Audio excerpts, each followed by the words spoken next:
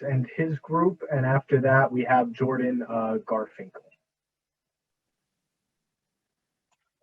Good afternoon, Chairman Needleman, Chairman Arconti, Ranking Member Formica, Ranking Member Ferraro, and other members of the committee.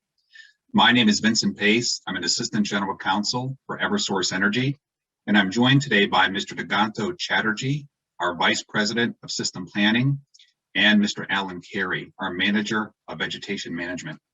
Thank you for giving us the chance to appear in front of you today.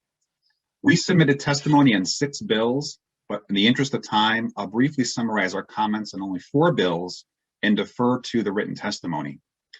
For the first bill, Senate Bill 882, an act concerning climate change mitigation, it seeks to continue to position Connecticut as a leader in combating climate change and reducing energy consumption. And if this committee recommends the bill, then our testimony identifies 2 limited clarifications.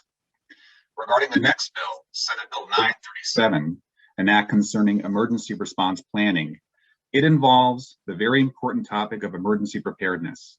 We want to thank the towns and first responders for sharing their feedback at today's hearing.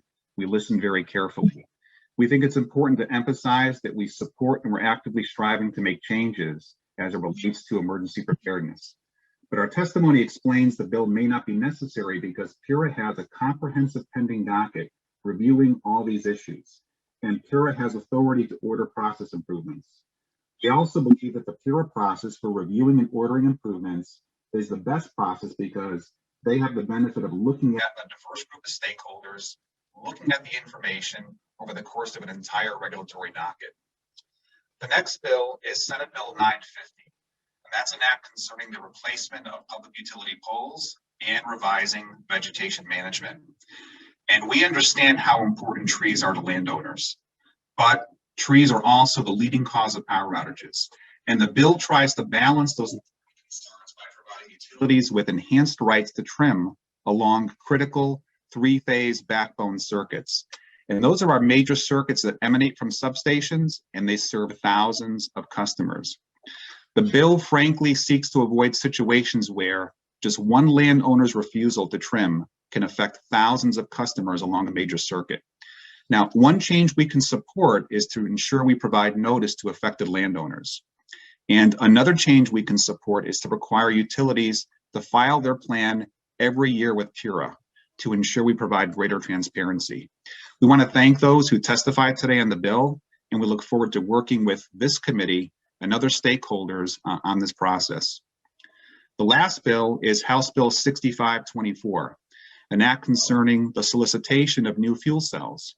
And we understand the importance of fuel cells and the role they can play in ensuring a diverse portfolio. If the committee recommends this bill, we request one very small clarifying change. I want to thank you for the chance to present this statement, and I'm happy to answer any questions. And I have Mr. Chatterjee and Mr. Carey here to answer questions about tree trimming. Thank you very much. Thanks, Vince. I have a quick question. In regards to the PURA investigation, do you support that investigation going to its completion? We support PURA looking at process improvements, and we also support the process of PURA taking evidence from stakeholders and making an informed decision. And we recognize there are opportunities for improvement. We've acknowledged those. We want to work with all of you and PURA and DEEP and others to move forward and focus on improvements. Okay, and with regards to the solar bill, would you guys still support it if it were not rate-based and you'd have to go through the reconciling component? I believe that we could support that process because ultimately, when you have a capital tracker that would allow for recovery of O&M and capital, there would be some amount of return on investment. And we think the important point that Mr. Osseray made in his prior comments would be that whatever that return would be decided by PURA. So they would be able to take evidence and make a reasoned conclusion that for only those costs that we prudently incur, again, that's subject to their full oversight and review, but if they conclude costs were prudently incurred, they would decide what the appropriate return would be on that capital investment. And that could be accomplished through a tracking mechanism. We currently have in place something today called the ESI tracking rate, which allows for the recovery of prudently incurred capital investments and also some O&M. And that could be used for this purpose also if Pura was amenable to doing that. Thanks, Vince. That's important. Would you mind? I'll read the testimony over the weekend, but the clarifying change in the fuel cell proposal. The only clarifying change we propose there is that the bill properly recognizes utilities can only recover prudently incurred costs. We acknowledge that. We have to demonstrate that standard. But then it goes on to say, even if you demonstrate your costs were prudent, you only may obtain cost recovery.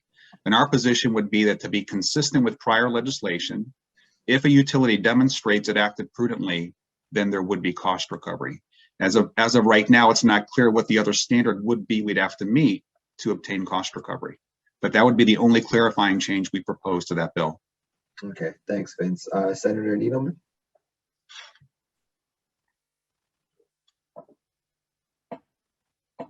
Thank you, Chairman. Thank you, Vincent.